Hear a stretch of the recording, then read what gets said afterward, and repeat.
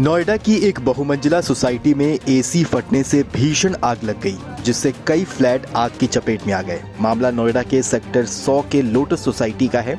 AC में blast होने से पूरा फ्लैट आग की चपेट में आ गया, जिससे सोसाइटी में रहने वाले लोगों में अफरा तफरी मच गई। फ्लैट में एसी फटने के बाद और भी कई दूसरे फ्लैट्स आग की चपेट में आ गए। ऐसे में लोगों के बीच इस वक्त सबसे बड़ा सवाल है कि एसी क्यों फट जाते हैं और इस तरह की घटनाओं से बचने के लिए क्या करना चाहिए, क्योंकि गर्मी की वजह से बड़ी संख्या में लोग एसी का इस्तेमाल फिलहाल कर रहे हैं। और ऐसे में आपको बताते हैं कि एसी का इस्तेमाल करते समय किन बातों का ध्यान रखना बेहद ज़रूरी होता है, ताकि एसी फटने जैसी दुर्घटनाओं से बचा जा सके।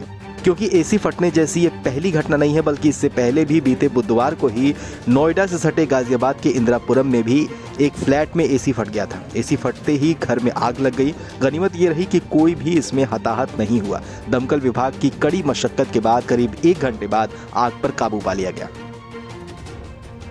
आमतौर पर एसी फटने की वजह एसी के एग्जॉस्ट में ब्लॉकेज होना होता है। ब्लॉकेज के कई कारण हो सकते हैं, जैसे अच्छे से सफाई ना होना, सही समय पर एसी के मेंटेनेंस और सर्विस ना होना, खराब गुणवत्ता वाले केबल और प्लग का इस्तेमाल करना, वोल्टेज में उतराव चढ़ाव होना, एसी में गलत गैस का इस्तेमाल होना। एसी के अंदर कंडेंसर पर गंदगी, मैल जमा होने के चलते समस्या खड़ी हो जाती है। गंदगी के चलते एसी गर्मी को बाहर निकाल नहीं पाता है। नतीजतन बिना बंद हुए ही एसी लगातार चलता रहता है और फिर वो कुछ समय बाद ब्लास्ट हो जाता है। इसके अलावा कई बार खराब वायरिंग की वजह से भी एसी में आग लगने और ब्लास्ट जैसी समस्या हो सकती है।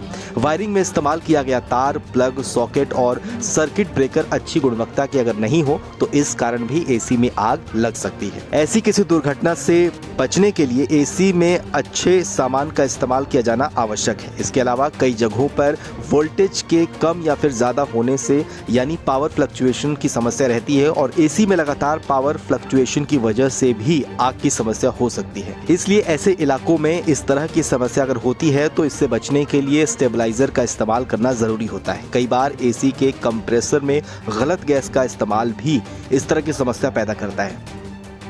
आमतौर पर एसी में फ्रेऑन गैस का इस्तेमाल होता है, इससे आग नहीं लगती है, लेकिन ग्लोबल वार्मिंग में इसकी हिस्सेदारी काफ़ी ज़्यादा बढ़ गई है और इसका इस्तेमाल बहुत बड़े तौर पर हो रहा है। साल 2019 के बाद बने नए एसी में R410A नाम की गैस का इस्तेमाल अब किया जा रहा है, जो कि फ्रेऑन होती है। इसमें भी आग नहीं लगती है। हालांकि गलत गैस का इस्तेमाल अगर किया जाए तो ओवर हीटिंग हो सकती है और इसी की वजह से आग या फिर एसी फट सकता है।